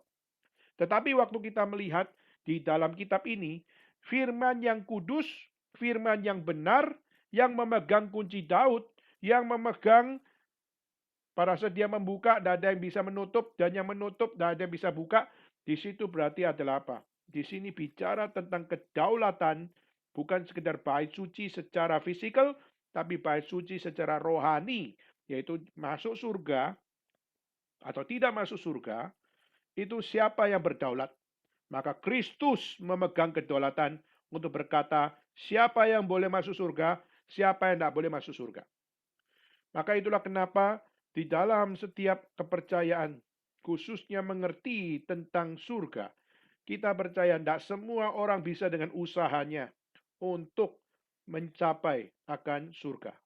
Maka itulah kenapa kita sangat menentang ajaran Katolik, khususnya bicara tentang apa yang namanya purgatori. Purgatori adalah satu hal, ada namanya api penyucian. Dan waktu kita adalah orang berdosa, tapi waktu kita bisa melewati api penyucian, maka pada waktu kita bisa melewati dengan usaha kita, maka kita pasti akan masuk ke surga kalau sudah bisa melewati. Kalau tidak bisa melewati, maka kita akan terpental dan kita akan masuk neraka. Nah, saudara, maka konsep purgatori, konsep api penyucian, menunjukkan betapa inkonsisten ajaran mereka tentang keselamatan, di mana kedaulatan adalah di tangan Allah. Kedaulatan adalah di dalam Kristus. Maka pada saat buka, tidak seorang pun yang bisa menutup, dan waktu menutup, tidak seorang yang bisa buka. Maka kalau ada yang namanya api penyucian, dan akhirnya kita bisa melewati dengan usaha kita sendiri, maka berarti keselamatan tidak perlu kedaulatan Allah. Tapi keselamatan adalah perjuangan saya. Kalau saya berjuang sampai akhir dan melewati api penyucian, maka perjuangan sayalah yang menyelamatkan saya. Maka tidak ada yang namanya kedaulatan, tidak ada yang namanya otoritas. Karena semua adalah dari saya, untuk saya, bagi kemuliaan saya. Karena saya berjuang melewati api penyucian sampai surga. Nah, kalau kita melihat hal seperti ini, bukankah ini tidak konsisten? Tapi herannya banyak orang tidak bisa atau tidak berani untuk mengatakan bahwa itu adalah ajaran yang tidak benar. Kenapa? Karena mereka juga ingin diselamatkan sebagai orang yang berdosa, mereka juga ingin di saat mereka masuk neraka, mereka bisa berjuang. Dan dengan perjuangan mereka dihargai. Dan dengan perjuangan mereka bisa masuk surga. Banyak orang-orang akhirnya juga ingin berdosa. Tapi juga dengan perjuangan mereka ingin surga. Maka saudara, Yesus Kristus justru yang memegang otoritas untuk berkata, boleh masuk, boleh tidak masuk. Maka siapa yang berkata untuk melihat bagaimana yang dibuka, tidak ada orang yang bisa tutup. Yang ditutup, tidak ada seorang pun yang bisa buka. Menunjukkan bahwa apa? Bahwa otoritas di dalam Tuhan, kedaulatan di dalam Tuhan, maka there is no such thing. Manusia bisa menyelamatkan dirinya sendiri. Maka ini sebuah proklamasi iman. Inilah proklamasi Injil. Maka siapa yang berkata bahwa keselamatan bisa dengan usaha kita, itu pasti ajaran yang tidak biblical. Itu pasti ajaran yang tidak setia kepada Tuhan. Maka kunci yang diberikan kepada Daud, di situ adalah satu kunci yang menyatakan bahwa segala kedaulatan hidup manusia adalah di dalam Tuhan. Maka saya kembali. Waktu dikatakan bahwa apabila ia membuka, tidak ada yang dapat menutup. Apabila dia menutup, tidak ada yang dapat dibuka. Di sini menunjukkan bahwa apa? Orang Yahudi waktu itu, mereka menganggap bahwa apa? Bahwa otoritas Tuhan itu bisa menjadi sesuatu yang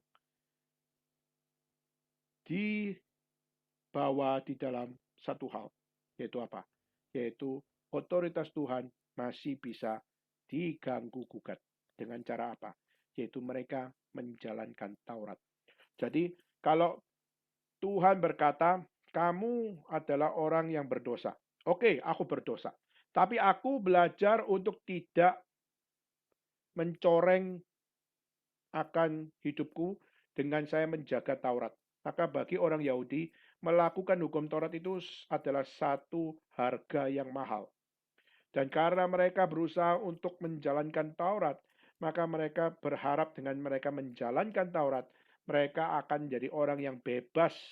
Karena apa? Karena mereka sudah menjalankan Taurat, maka kita pasti diselamatkan.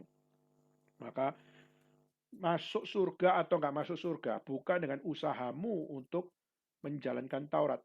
Memang kita harus menjalankan Taurat, saudara. Tetapi keselamatan kita bukan ditentukan dari usaha kita untuk melakukan hukum Taurat. Saudara. Jadi, saudara, otoritas Allah apakah berarti sesuatu yang bisa diganggu gugat dengan kita melakukan hukum Taurat? Tidak, saudara. Justru melakukan hukum Taurat itu memang seharusnya kita harus lakukan. Diselamatkan, nggak diselamatkan, melakukan hukum Taurat itu harus. Justru kalau kita mau melakukan hukum Taurat, kita tuh justru sadar bahwa apa? Semakin kita melakukan hukum Taurat, semakin sadar bahwa kita ini tidak mungkin diselamatkan. Kenapa? Dengan kita menjalankan hukum Taurat, kita akan menemukan bahwa saya adalah orang yang nggak sempurna untuk melakukan hukum Taurat. Kenapa? Karena hukum Taurat itu adalah satu hukum yang terlalu sempurna, terlalu perfect, dan kita semua manusia yang sudah jatuh di dalam dosa. Dan karena dan saya adalah manusia yang sudah jatuh di dalam dosa, mana mungkin sudah bisa sempurna. Secara logika pun kita bisa berpikir bahwa apa? Saya tidak mungkin sempurna. Maka kalau saya tidak mungkin sempurna, menjalankan hukum Taurat pun saya tidak mungkin sempurna. Saya pasti punya cacat, saya pasti punya hal yang lubang di situ.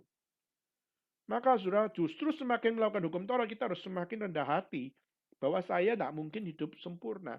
Maka itulah kenapa keselamatan tidak mungkin tidak mungkin dibukakan kepada saya. Kecuali Tuhan memberikan akan jalan. Tuhan membukakan akan jalan. Tuhan menunjukkan akan jalan. Dan Tuhan menunjukkannya melalui apa? Mesias. Maka Mesiaslah yang akan menanggung hidupmu. Mesiaslah yang akan menyelamatkan kamu. Dan Mesiaslah yang akan menjadi pengharapan bagi kita. Sehingga kita bisa diterima oleh Tuhan di dalam ketidaksempurnaan kita. Karena Mesiaslah yang sempurna satu-satunya. Dan Yesus Kristus menggenapi itu. Tetapi kita melihat orang Yahudi tidak bisa terima. Bahkan Yesus pun dikatakan sebagai seorang yang memiliki kuasa Beelzebul atau kuasa setan. Jadi kalau kita bisa katakan orang menganggap Yesus itu adalah satanic prophet, ya, maka itu adalah satu hal yang sangat-sangat kurang ajar ya. Itu sesuatu yang sangat-sangat tidak benar dan sangat-sangat melawan kebenaran. Ya. Nah, sekarang kita lihat di ayat 8. Dikatakan, aku tahu segala pekerjaanmu. Lihatlah, aku telah membuka pintu bagimu yang tidak dapat ditutup seorang pun. Aku tahu kekuatanmu gak seberapa, namun engkau menuruti firman dan engkau tidak menyangkal namaku. Nah, saudara, aku tahu pekerjaanmu. Ini berulang kali diungkapkan. Khususnya dari Efesus, lalu dari Smyrna, Pergamus, Tiatira, Sardis. Menunjukkan bahwa Tuhan sangat peduli kepada gereja Tuhan. Tuhan bukan hanya peduli kepada gereja yang besar, tapi Tuhan juga peduli kepada persekutuan yang kecil. Tuhan peduli kepada gereja yang megah, tapi Tuhan juga peduli kepada gereja yang sangat-sangat terbatas. Maka waktu kita melihat hal seperti ini, berarti saudara dan saya pun harus tahu bahwa Tuhan bukan cuma ada di sana, tapi Tuhan juga adalah Tuhan yang ada di sini. Termasuk waktu saudara kita hari ini online, kita tidak bisa berkata bahwa Tuhan tidak hadir di sini. Karena Tuhan pun menyatakan bahwa apa? Aku yang ada di sana, tapi juga aku adalah Allah yang ada di sini. Dia ada di tahtanya yang maha tinggi, tapi dia juga yang maha hadir. Maka Alkitab pun berkata, di mana 2-3 orang berkumpul dalam namaku, aku berserta dengan kamu. Menunjukkan bahwa apa? Bahwa Allah adalah Allah yang maha hadir. Maka itulah kenapa kita tidak boleh kecil hati. Meskipun di dalam satu hal, di dalam persekutuan, maupun kita di dalam Bible study, atau kita dalam persekutuan doa dan sebagainya, seringkali kita melihat bagaimana apa? Bagaimana Tuhan seakan-akan adalah Tuhan yang beserta dengan orang-orang yang berjemaah besar. Dan seringkali kita melihat, kita seakan-akan menganggap Tuhan meninggalkan gereja-gereja yang kecil. Sudah salah. Justru kitab suci menyatakan bahwa di Philadelphia, mereka adalah gereja yang kecil. Di Smyrna, mereka adalah gereja jemaat yang kecil. Tapi Tuhan mengatakan bahwa aku tahu segala pekerjaanmu. Engkau bukan gereja yang kecil, jemaat yang kecil karena malas. Tapi engkau adalah jemaat yang kecil karena engkau sungguh-sungguh melayani Tuhan. Engkau diserang sana sini, engkau tetap setia. Engkau tetap melakukan apa yang Tuhan nyatakan kepadamu. Meskipun banyak orang-orang tidak menyukai, banyak orang-orang menyerang, bahkan orang Yahudi sendiri melakukan akan konfrontasi kepada mereka. Maka saudara, mereka dipuji, saudara, oleh Tuhan. Meskipun kekuatannya tidak seberapa, mungkin keuangannya tidak kuat, mungkin mereka punya doktrin juga tidak sehebat dari jemaat-jemaat yang besar. Mereka mungkin juga bukan orang-orang kaya, mereka cuma orang-orang yang menengah ke bawah. Nah, saudara, meskipun demikian, kita melihat bagaimana mereka tetap melakukan dua hal. Yaitu apa? Yang pertama, mereka menuruti firman-Ku. Berarti apa? Mereka taat kepada firman. Mereka taat kepada doktrin. Mereka taat kepada pengajaran. Mereka tidak main-main beriman kepada Tuhan. Kedua, mereka juga tidak menyangkal aku. Saudara, ketika jemaah iblis yang adalah orang-orang Yahudi yang menyerang mereka, menghujani mereka, dan melakukan attack kepada mereka, mereka tetap menuruti firman, mereka tetap tidak menyangkal Tuhan. Luar biasa, saudara, jemaat kecil ini. Nah, saudara, tadi saya sudah memulai dengan satu hal, di mana kota Philadelphia adalah kota yang sangat gencar melakukan, kalau pakai istilahnya adalah Yunanisasi. Ya. Mereka berusaha untuk membuat sebuah cultural center, yaitu bagaimana mereka memperkenalkan tentang budaya Greka, memperkenalkan bahasa Greka, dan menjadikan setiap dunia untuk bisa mendengar tentang the legacy of the Greek mythology, the Greek philosophy, and the Greek culture, dan akhirnya bisa membuat orang-orang bisa melihat bagaimana Greka adalah sesuatu yang indah. Tetapi saudara, kita melihat justru apa? Di dalam kitab suci, meskipun kota Philadelphia menjadi pusat kebudayaan Greka kuno, meskipun menjadi pusat Yunanisasi atau Hellenistic Center. Mereka mau memperkenalkan tentang budaya kafir mereka. Meskipun demikian, Tuhan tidak tinggal diam. Meskipun di sekelilingnya adalah ajaran-ajaran yang tidak beres. Saudara, waktu ada pemberitaan Injil, saudara harus pikir satu hal. Siapa sih yang memberikan inisiatif untuk kita memberitakan Injil? Coba kita pikir sama-sama. Di dalam keadaan pusat Yunanisasi berada di Philadelphia. Waktu di dalam satu hal di mana Greek mythology and Greek philosophy menjadi satu culture yang sangat booming di kota tersebut. Siapa yang memberikan otoritas untuk bisa merintis gereja di situ? Siapa yang memberikan otoritas untuk mereka bisa mengkonfrontasi setiap ajaran-ajaran yang ada di situ? Saudara, kita harus melihat Tuhan yang memegang kunci Daud, apabila Dia yang membuka, tidak ada yang dapat menutup. Maksudnya apa, saudara? Saudara, jika Injil dibuka di dalam satu tempat, jika misi Injil dibuka di dalam satu wilayah, dan itu adalah Tuhan yang membuka pintu, maka jangan main-main. Kenapa? Di saat Tuhan yang membuka pintu, maka Alkitab mencatat, tidak ada yang dapat menutup. Maka jika Tuhan yang membuka, maka tidak ada yang dapat menutup. Dan di saat Tuhan menutup, maka tidak ada siapapun yang bisa membuka. Jadi di sini sudah perhatikan. Tuhan memakai orang-orang yang ada di Philadelphia.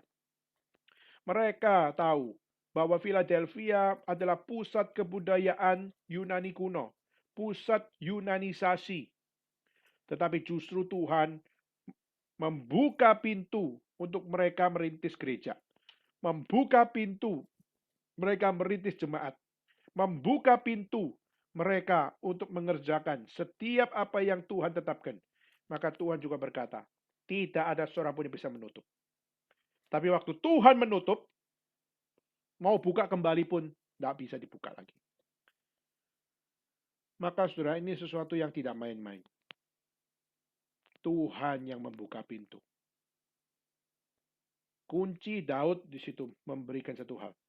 Pada saat kunci Daud diberikan, disitulah otoritas buka atau tutup itu adalah dari Tuhan. Kedaulatan Tuhan dan mengikuti rencana Tuhan. Saya ingin kita lihat beberapa ayat, saudara, untuk melihat bagaimana penginjilan bisa terjadi bukan karena inisiatif penginjilnya. Penginjilan bisa terjadi bukan inisiatif dari pewarta dan juga penginjilan bukan dari situasi. Tetapi penginjilan kenapa bisa terjadi? Kenapa bisa ada perintisan gereja? Kenapa ada perintisan persekutuan? Kenapa ada yang namanya komunitas iman orang percaya? Itu tidak main-main diklaim sebagai manusia yang membuatnya. Atau manusia yang mewujudkannya. Tapi semua dimulai dari apa? Tuhan buka pintu. Maka kalau Tuhan buka pintu, mau diserang dengan wilayah manapun, diserang dengan arah manapun, tidak akan dapat ditutup. Maka ini adalah sesuatu hal yang Tuhan secara spesifik memerintahkan kepada kita. Do believe. Percayalah pada setiap apa yang Tuhan buka. Tidak ada yang dapat ditutup. Kecuali Tuhan yang intervensi menutup. Maka waktu Tuhan intervensi menutup, maka tidak ada yang dapat membuka. Coba kita lihat beberapa ayat, saudara, di mana untuk mengkonfirmasi kepada kita bahwa setiap pemberitaan Injil itu adalah bukan inisiatif kita. Tapi pemberitaan Injil semua adalah dimulai dari Tuhan yang membuka pintu. Pertama saya minta kita sama-sama buka dalam Kolose pasal 4. Mari saya minta untuk Jasmine bisa bantu bacakan Kolose pasal 4 ayat 3. Bentar ya, Ko. Ya. Kolose pasal 4 ayat 3. Kolose pasal 4 ayat 3, berdoa jugalah untuk kami supaya Allah membuka pintu untuk pemberitaan kami, sehingga kami dapat berbicara tentang rahasia Kristus yang karenanya aku dipenjarakan. Ya, berdoalah supaya apa? Tuhan membuka pintu. Di sini pemberita Injil tidak boleh sembarangan. Pada saat dia melakukan segala sesuatu, memang Injil harus diberitakan di seluruh dunia. Tapi bukan berarti memberitakan Injil itu tanpa hikmat bijaksana. Maka untuk memberitakan Injil harus ada hikmat bijaksana. Pertama, yang menjadi hal yang pertama adalah bijaksana yang pertama haruslah apakah Tuhan membuka pintu PI itu atau tidak. Kadang-kadang Tuhan sudah memakai rasul. Waktu misalnya contoh adalah Paulus. Waktu dia datang memberitakan di satu kota. Dan waktu dia memberitakan dan akhirnya rasul itu dirajam batu. Maka pada saat dia diusir, maka di situ menunjukkan bahwa apa? Bahwa Tuhan izinkan untuk setiap tempat yang kita layani. Kadang-kadang Tuhan tidak izinkan untuk Injil dapat diberitakan di situ. Dan akhirnya dikebaskan sepatu dari Rasul Paulus, membersihkan debu, menunjukkan apa? Lu tidak layak dengar Injil. Aku sudah datang dan memberitakan, tapi engkau tidak meresponi dengan baik, maka engkau menanggung apa yang terjadi. Maka sudah di sini kita melihat, waktu mau memberitakan Injil, Tuhan buka pintu atau tidak. Seringkali kita kurang peka dengan hal ini. Tapi kita juga harus peka. Di saat Tuhan membuka pintu, kita tidak boleh malas. Kita tidak boleh ketinggalan. Tetapi waktu Tuhan tidak buka pintu, maka kita tidak boleh lancang. Kita juga tidak boleh sembarangan. Maka perlu hikmat bijaksana untuk kita bisa mengambil sebuah keputusan. Kita tahu Injil harus diberitakan ke seluruh dunia. Tapi bukan berarti Injil diberitakan dengan murahan. Injil diberitakan dengan kacangan. Dan Injil boleh ada, boleh tidak ada. Tidak. Ingat saudara, Injil adalah sesuatu yang bernilai kekal. Maka karena dia adalah bernilai kekal, kita tidak boleh sembarangan mempresentasikan Injil dengan bahasa sampah, atau dengan bahasa yang tidak beres, atau dengan budaya yang tidak beres, atau dengan segala sesuatu yang tidak beres. Hari ini coba lihat, banyak orang Kristen yang akhirnya bilang, oh kita pokoknya adalah orang Kristen, tidak peduli kita pakai budaya apa. Kita lihat di Amerika ada satu gereja yang maafkan. Gereja ini gereja yang sangat-sangat moralnya rusak. Kenapa? Karena mereka bergereja, tapi mereka bergereja bukan di gereja. Tapi mereka bergereja di bar. Dan mereka bergereja sambil bawa alkohol. Mereka sambil membawa minuman keras. Dan mereka waktu mereka memuji Tuhan, mereka dengan minuman mereka tetap minum. Dan waktu mereka bilang di dalam nama Yesus, mereka bilang in the name of Jesus. Lalu akhirnya mereka minum alkohol mereka.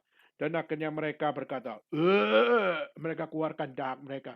Dan mereka mengatakan, in the name of Jesus, amen. Lalu mereka minum, dan akhirnya yes. Maka saudara, mereka mengatakan, Tuhan gak lihat penampilanku kok. Tuhan cuma lihat hatiku. Oh ya saudara, ini menjadi sesuatu yang sangat tak beres. Kutip ayat, tapi sembarangan. Akhirnya kita melihat gereja sudah dipermalukan. Sehingga akhirnya kita melihat isi di dalam gereja adalah pemabok. Isi dalam gereja adalah orang-orang yang nggak bisa belajar firman. Kenapa? Mereka sudah mabok duluan. Mereka sudah tertidur duluan. Mereka sudah berada di dalam satu hal, gangguan-gangguan dari alkohol dan sebagainya. Saya ingin tanya, kalau orang Kristen dengan budaya yang seperti itu, lalu dikatakan ini adalah budaya yang Tuhan sertai, maka surah iblis akan mengetahui. Kenapa? Itu bukan dari Tuhan. Itu aku yang ganggu. Itu punyaku, itu gerejaku. Bukan gerejanya Tuhan. Hari ini terlalu banyak orang Kristen yang rusak, tapi herannya adalah sudah diberikan peringatan pun mereka menganggap bahwa apa? Tidak usah didengerin orang Kristen. Tidak usah didengerin orang-orang yang terlalu kolot. Orang Kristen itu yang penting hatinya. Tidak perlu kita memiliki disiplin secara lahiriah. Setelah itu menjadi satu hal yang nggak beres luar biasa. Maka itulah kenapa kita harus bertanya kepada diri kita sendiri. Hari ini saudara sebagai orang Kristen, sudahkah kita beres di dalam kita menuruti firman Tuhan? Apakah kita sudah beres dengan kita terhadap segala sesuatu kita tidak menyangkal Tuhan? Saudara ingat, Petrus menyangkal Yesus 3 kali. Padahal Petrus adalah murid yang sangat dekat dengan Yesus. Tapi kenapa dia menyangkal? Karena dia takut. Kenapa dia takut? Karena dia bisa dianggap sebagai orang yang setia kepada Yesus dan akhirnya bisa dihukum mati. Takut mati. Rasul pun takut mati. Padahal Petrus punya keberanian luar biasa dibandingkan rasul-rasul yang lain. Tapi orang yang paling berani sekalipun juga punya ketakutan. Maka pertanyaannya, apa yang hari ini kita kerjakan sebagai orang percaya? Apakah kita adalah orang Kristen yang main-main? Apakah kita orang Kristen yang hanya take it for granted? Kita mungkin jadi Kristen adalah karena kita egois. Kita mungkin jadi orang Kristen kenapa? Jangan-jangan saudara jadi Kristen adalah saudara menyembunyikan apa yang ada di balik dirimu. Dan itu dosamu. Saudara mungkin jadi Kristen adalah supaya saya tidak kelihatan bobroknya. Maka saya tutupi dengan iman Kristen saya. Maka saya berbahasa rohani supaya orang tahu saya punya kerohanian. Dan saudara mungkin adalah orang-orang yang menampilkan secara penampilan adalah orang yang sangat-sangat indah secara rohani. Tapi sebenarnya di balik semuanya itu terlalu banyak kebusukan-kebusukan itu. Saudara, kita harus bertobat. Kita jangan dipengaruhi seperti gereja-gereja yang ada, khususnya yang dicela oleh Tuhan Yesus. Kenapa? Karena sudah menjadi hal di mana gereja yang dicela oleh Tuhan Yesus tidak mungkin gereja yang hidup. Mereka jadi gereja yang mati. Maka kalau kita hari ini bergereja, kita hari ini menjadi orang percaya, tapi kita kelak akan jadi gereja yang mati, maka kita harus introspeksi. Mengapa ini terjadi pada saya? Maka hari ini banyak gereja-gereja kehilangan kerohanian yang kuat. Coba lihat Philadelphia, coba lihat Smyrna. Mereka gereja yang kecil. Bukan berarti gereja kecil pasti kerohaniannya beres ya. Enggak, saudara. Tapi kita coba lihat Smyrna dan juga Philadelphia. Mereka cuma jemaat yang kecil, tapi mereka punya kerohanian yang kuat. Dibandingkan dengan gereja-gereja yang besar, tapi mereka tidak punya kesetiaan. Bukan berarti gereja besar nggak ada yang setia. Ada gereja yang setia. Tapi kita melihat di konteks kitab Wahyu, justru yang besar justru rohaninya tidak kuat. Kesetiaannya tidak kuat. Sehingga jauh lebih parah daripada gereja yang kecil. Jadi, saudara, kita perlu melihat kenapa bisa demikian. Karena gereja yang tidak menuruti firman, gereja yang menyangkal Tuhan adalah gereja yang mati. Maka mari kita introspeksi. Selama ini, saya apakah menghidupi firman Tuhan atau tidak? Selama ini saya menyangkal Tuhan atau tidak? Kalau menyangkal, kalau tidak sesuai firman, what's next? Apa kita berkata, ya sudahlah Tuhan ngerti kok. Atau kita berkata, Tuhan ampuni saya. Tuhan tolong pimpin saya. Berikan hikmat-Mu untuk saya bisa jalani firman-Mu. Step by step, one by one, dengan setia. Saudara, jemaat yang ada di Philadelphia, mereka bukan cuma diserang secara fisikal, tapi mereka juga diserang secara verbal. Mereka dibully sana-sini, mereka dicacati sebagai orang yang terlalu strict, atau dicacati sebagai orang yang terlalu kolot, dicacati sebagai orang yang terlalu menganggap ortodoks faith itu adalah sesuatu yang nothing. Tetapi saudara, meskipun mereka diserang secara fisik, mereka diserang secara verbal, mereka tidak menyangkal Tuhan. Mereka tidak menyangkal Tuhan. Malah, mereka meskipun tidak menyangkal Tuhan, mereka malah mengambil kesempatan untuk memberitakan Injil. Maka kita tanya, apakah saudara sudah diberikan anugerah Tuhan. Tapi apakah saudara sudah melihat Tuhan membuka jalan bagi kita untuk memberitakan Injil? Atau jangan-jangan saudara kita yang menutup sendiri. Kita yang berusaha menutup apa yang Tuhan buka. Meskipun di Alkitab dikatakan bahwa kita tidak mungkin bisa menutupnya. Tapi jangan-jangan kita yang penuh harap untuk menutup. Yang menutup adalah kita sendiri. Yang mau berkata, Tuhan jangan buka pemberitaan Injil kepada mereka, adalah kita sendiri. Dan akhirnya yang menentukan adalah kita sendiri. Maka gereja tidak mungkin bisa diberkati kalau kita tidak peka terhadap bagaimana Tuhan membuka pintu penginjilan dan kita tidak tergerak untuk pergi. Maka saudara, mari kita bertanya. Hari ini kita pemuda-pemuda Gereja Reform Injil Indonesia yang ada di China, saudara, kita tersebar. Dan di dalam kondisi kita tersebar di sini, apakah saudara melihat pimpinan Tuhan untuk bagaimana kita membuka seperti Tuhan yang sudah membukanya? Apakah kita peka melihat Tuhan yang sudah membuka pintu? Apakah kita tergerak untuk mengambil bagian? Untuk apa? Untuk kita mati-matian mengerjakan pekerjaan Tuhan. Mati-matian untuk tekun dan mati-matian untuk berkorban untuk menjalankan setiap apa yang Tuhan percayakan. Saudara, waktu kita lihat hal seperti ini, Gereja Philadelphia, mereka adalah gereja yang sangat setia untuk menuruti firman dan sangat setia tidak menyangkal Tuhan. Maka orang yang setia dan orang yang berpegang kepada Injil Tuhan, maka mereka tidak mungkin ditinggalkan oleh Tuhan. Maka itulah Tuhan berkata bahwa apa? Setiap orang yang menuruti firman-Ku, yang tekun menantikan Aku akan melindungi engkau dari hari pencobaan yang akan datang atas seluruh dunia yang mencobai yang diam di bumi. Menunjukkan bahwa apa? Tuhan peduli kepada orang yang mempertahankan. Tuhan peduli kepada orang yang setia. Tuhan peduli kepada orang menuruti firman. Dan Tuhan peduli kepada orang yang tidak menyangkal Dia. Meskipun seakan-akan Tuhan tidak tolong. Tuhan berkata, aku akan datang segera. Tuhan berkata bahwa apa?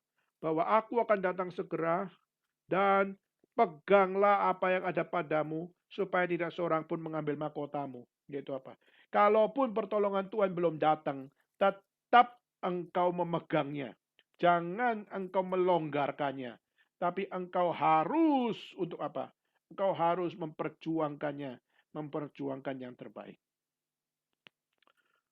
Saudara, saya kemarin ada lihat satu bagian di YouTube, saudara, di mana ada seorang pelari namanya Luis Fernandez, ya, di mana dia adalah seorang pelari dari Spanyol, di mana dia waktu berlari pertandingan, dan waktu dia berlari pertandingan, dia berlari dengan begitu rajinnya sampai sudah mendekati akan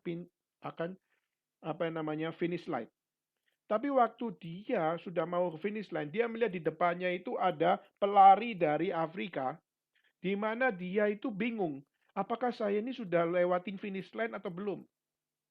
Dan waktu dia berlari, sudah, dia tahu bahwa apa?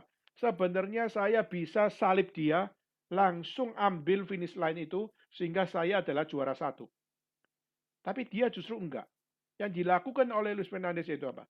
Waktu dia sampai di situ dia mengatakan, hey, maju lagi, finish line-nya belum nyampe. Ayo lari lagi, ayo lari lagi. Maka dia tidak membalapnya, tapi dia justru dari belakang mensupport orang dari Afrika itu untuk apa? Untuk lanjutkan. Sehingga akhirnya sampai pada saat finish line di situ, yang menang orang Afrika tersebut, dan dia adalah yang juara 2. Nah, saudara, orang-orang berpikir, kenapa kamu kok gitu? Kamu bisa loh balap dia. Kamu bisa loh jadi juara 1. Kenapa kamu justru pilih jadi juara 2? Kenapa kamu tidak balap tapi kamu malah support orang juara 1 ini untuk lewat finish line tersebut? Dia mengatakan bahwa apa? Saya punya goal, bukan cuma menang. Tapi bagaimana saya dapat menunjukkan inspirasi kepada orang, yaitu apa? Kita itu harus menjadi orang yang menolong orang lain. Kita harus orang yang peduli kepada orang lain. Waktu pelari di depan saya itu lagi tidak tahu garis finishnya sudah dilewati atau belum. Dia di dalam ketidakmengetahuan dia, justru dia butuh disupport untuk tahu. Dia karena tidak tahu, maka saya yang tahu, saya harus kasih tahu.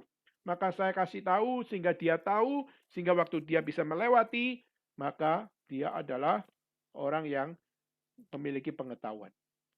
Maka dia bilang, pengetahuan di-sharingkan. Itu harus di dalam satu jiwa, itu Pak. Bukan untuk kejar kredit. Tapi justru itu adalah sebuah hal. Jiwa menolong orang lain. Jadi, meskipun aku cuma juara 2, aku tetap melakukan hal yang baik. Aku tetap memberikan inspirasi yang baik. Aku tetap menolong orang lain. Dan aku tetap menjadi orang yang tidak rugi apa-apa. Saudara, saya waktu lihat kisah itu, saya juga membawa diri saya untuk melihat. Kadang-kadang kita tidak harus jadi number one. Cukup dengan kita menjadi orang number two atau number three, tapi kita belajar untuk dengan baik melakukannya. Kita dengan inspirasi melakukannya. Dan kita menuntun orang untuk apa? Do the right thing. Dengan kita menolong orang untuk do the right thing for the glory of God, maka sudah kita akan jadi orang yang tahu bahwa di saat kita melakukan segala sesuatu, bukan karena kita, tapi Tuhan mau tunjukkan kepada kita, yaitu apa? Segala apa yang kita lakukan, waktu orang lain bisa mendapatkan berkat, itu bukan kita yang berinisiatif. Tetapi waktu orang bisa terberkati oleh karena kita, itu adalah satu hal yang dimulai bukan dari kita, tapi adalah dimulai dari Tuhan yang membuka pintu bagi saudara dan saya. Makanya kadang-kadang kita bisa merasa sangat diberkati, kita disentak habis-habisan, dan akhirnya kita dirubah oleh Tuhan, kita bisa menangisi dosa dan sebagainya. Saudara, itu bukan karena kehebatan fasilitas dan juga adalah dari apa yang ada pada pembicara dan sebagainya. Kita percaya itu ada karena Tuhan yang membukakan pintu. Tanpa Tuhan buka pintu, semua tidak mungkin adalah sesuatu yang berguna. Maka kiranya kita belajar dari Philadelphia, di mana akhirnya dikatakan, barang siapa menang, ia akan kujadikan soko guru dalam bait suci Allahku. Menunjukkan bahwa apa? Orang yang bisa menang melakukan apa yang Tuhan tuntut, orang yang tidak kompromi dan menuruti firman, maka mereka dapat jadi guru bagi orang lain. Dia dapat jadi guru untuk orang-orang yang belum punya pengalaman, yang belum bisa menuruti firman, yang belum bisa untuk tidak menyangkal Tuhan. Dan mereka bisa disoko guru yang dipakai Tuhan untuk menjadi berkat bagi orang lain. Sehingga orang-orang lain bisa di dalam Tuhan, mereka menghidupi hidup yang baru. Maka orang yang hidup di dalam hidup yang baru, menghidupi Yerusalem baru, mereka adalah orang yang diberkati Tuhan. Karena mereka diberikan nama yang baru. Yaitu apa? Yaitu mereka adalah anak-anak Tuhan yang masuk di dalam anak surgawi. Maka kalau kita semua adalah anak-anak surgawi, itu semua bukan karena hebatnya kita. Kalau kita adalah anak-anak surgawi, itu semua adalah karena campur tangan Tuhan membuka pintu Injil bagi orang lain dan bagi kita. Kiranya Tuhan berbicara kepada kita. Kiranya Tuhan yang membukakan akan betapa pentingnya untuk kita mengintrospeksi diri dan berkata, ini saya Tuhan. Saya mau hidup sesuai dengan apa yang Tuhan nyatakan. Aku mau belajar menuruti firman. Apapun situasi yang ada sekeliling saya. Ada yang mau hina, ada yang mau ketawakan, dan ada yang mau melawan, silakan. Tapi aku tidak akan kompromi. Aku tidak akan menyangkal imanku. Meskipun orang mau bunuh, maupun orang mau rusak tubuhku, maupun mau siksa aku. tapi biarlah aku tidak menyangkal Tuhanku. Mari kita belajar dari jemaat Philadelphia. Maka Tuhan masih memimpin kota Philadelphia yang hari ini namanya sudah digantikan dengan Allah Sehir. Meskipun demikian, secara kebudayaan Turki, Muslim sudah menjadi sesuatu yang mayoritas. Tetapi kita masih melihat the existence of the church adalah sesuatu yang tidak bisa diganggu gugat, tidak bisa ditutup, tetap menjadi sesuatu yang Tuhan buka. Dan saudara, ini juga menjadi satu pelajaran. Pemerintah China berusaha menutup gereja. Pemerintah China berusaha untuk menghancurkan gereja. Dan pemerintah China hari ini berusaha untuk menutup setiap orang-orang yang percaya kepada Yesus di dalam doktrin yang benar. Mereka mau rusakkan doktrin gereja. Mereka mau rusakkan akan apa yang menjadi kesaksian gereja.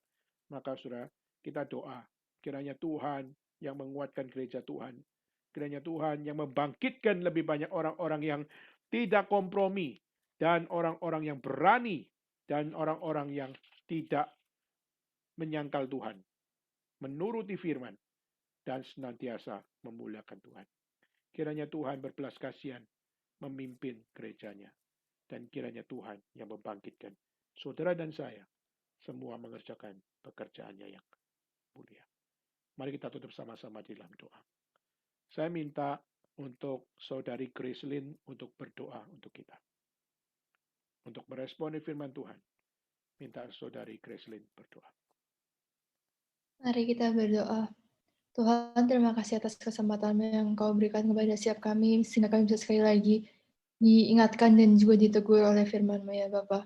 Tuhan, alangkah besarnya kuasa-Mu, alangkah besarnya kedaulatan-Mu ya Tuhan bagi setiap kami, sehingga bila Engkau yang membuka pintu, ada dapat yang menutup pintu itu kembali. Tuhan, kiranya bila kami mempunyai kesempatan untuk menjadi berkat dan juga memperluaskan firman-Mu kepada teman-teman dan juga orang-orang sekitar kami, biarlah kami mempunyai kekuatan dan juga biarlah kami mempunyai hikmat yang daripada-Mu saja, sehingga kami bisa tidak menutup seakan-akan menutup pintu itu, tapi kami dapat melakukan apa yang Engkau ingin dari kami ya Bapak. Kiranya Engkau selalu memelihara iman kami dimanapun kami berada di tengah-tengah keadaan yang tidak mudah ini, tapi kiranya Engkau saja yang selalu menguatkan kami dimanapun kami berada. Kiranya kami selalu mendapatkan pengharapan daripada-Mu, kebahagiaan dan juga ketenangan di dalam nama-Mu saja Bapa. Terima kasih atas firman yang hari ini Engkau telah sampaikan. Kiranya firman ini tidak hanya berhenti di sini, tapi kami terus dapat ingat dan juga melakukannya dalam setiap hari kehidupan kami Bapa.